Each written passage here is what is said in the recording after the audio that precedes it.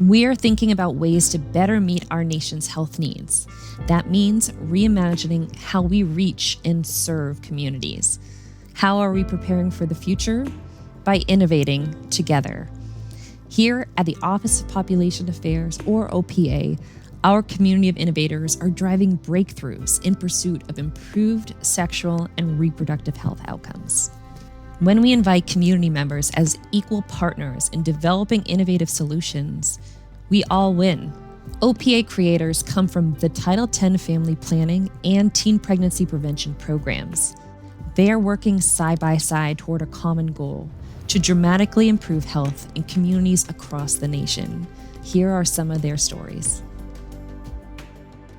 We conducted a needs assessment, and we realized that there was a need for resources that could be available for youth, specifically youth involved with the juvenile justice system or at risk of involving with the juvenile justice system, so that they could get the information they need in order to make informed decisions. There wasn't any programming around reproductive health and teen pregnancy prevention for males, specifically Black males. I'm a special education teacher. I would meet with the parents, and the parents were saying their kids were getting in trouble because they were understanding, that they couldn't run up and hug someone, or, misunderstanding some social cues, and their parents were like, how do I deal with this?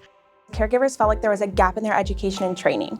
They were looking for more resources to fill that gap so that they could become better educated, because they wanted to seek out information to have these conversations with their youth. So many fathers and sons do not spend time together. I have a great relationship with fathers and sons of my church, and just felt like it was a need with working with so many fathers in the community. Teens didn't feel respected in their health care. They felt like the decisions were being made for them and that providers were not listening to them. We knew that youth in foster care experienced disproportionate rates with unintended pregnancies, sexually transmitted infections, and abusive relationships. And then we also realized that there was a lack of existing curricula that really met the needs or truly reflected youth in care. One of their clients, she had never been asked about her sexual and reproductive health wants and needs because she used substances. And she was so happy that somebody realized that just because this is one aspect of her life doesn't mean that she doesn't have other goals.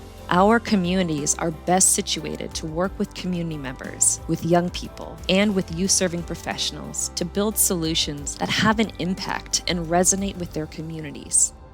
We did a series of human-centered design activities. We engaged subject matter experts across all areas of healthcare, and also a teen advisory group so that we could get direct youth feedback into program design. We've piloted in foster homes, juvenile justice facilities, group homes, and just a variety of community organizations.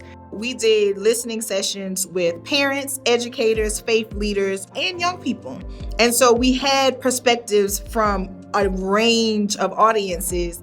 Some of the key findings that we found are that teens can have low intervention births with the proper support in place, and they can also initiate, and they will initiate, breastfeeding in the hospital when they have someone there who's able to provide education and answer questions in real time.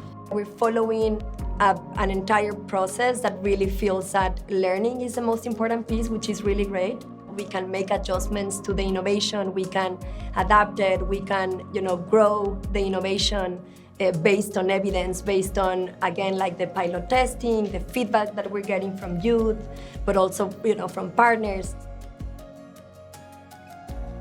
Beyond the Bump, a full spectrum doula program for adolescent parents. We enroll teens and they receive birth classes prenatally, and then they continue on to have doula support during labor and delivery, and then continue to get in-home services with their doula for up to 8 weeks postpartum. We partner with a doula agency in DC, and they have provided us with 3 doulas who have a background in working with teen parents.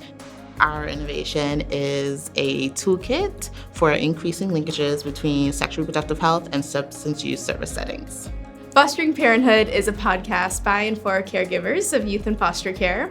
And it's an educational podcast about sexual and reproductive health and how caregivers can be the trusted, supported adults that youth need throughout their sexual and reproductive health journeys. We want to really support all caregivers across all walks of life, and using this podcast as a platform to support caregivers to be that supportive adult that youth need.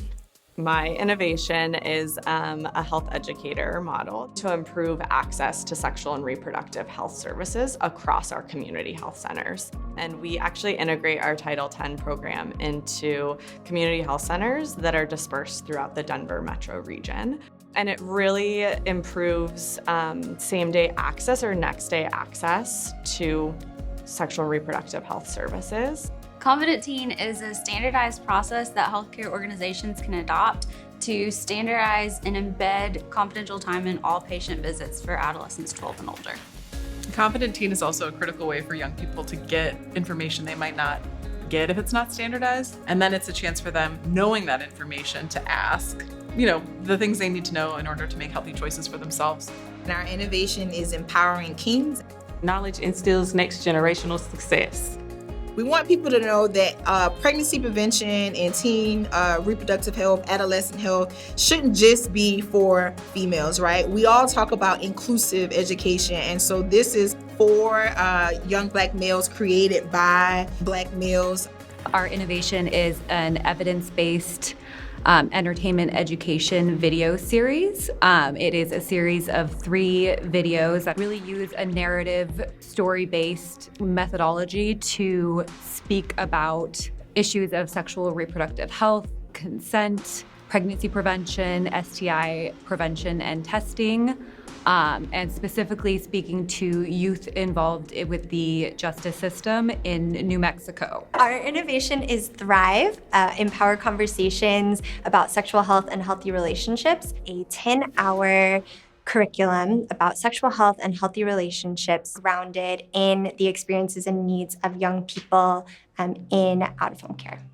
Our innovation is called EASE, Empowerment, Advocacy, and Sexuality Education. And we teach online classes to people with intellectual and developmental disabilities, and also parent workshops and a variety of other opportunities for staff trainings for people who work with teens. The Fundamental Fatherhood Playbook is a curriculum for fathers and sons to empower them to have engagement with one another, to help them with health, help them with their relationship with each other, and just having a better engagement with the father and son overall. We can provide the education for the teens so that they can learn about relationships, and by learning about healthy relationships and bringing in the sex ed part of it, that they can be in safe and healthy relationships and that they're fully capable. We are generating a pipeline of innovations that can feed into community-serving organizations across the country to scale with hundreds of thousands of young people.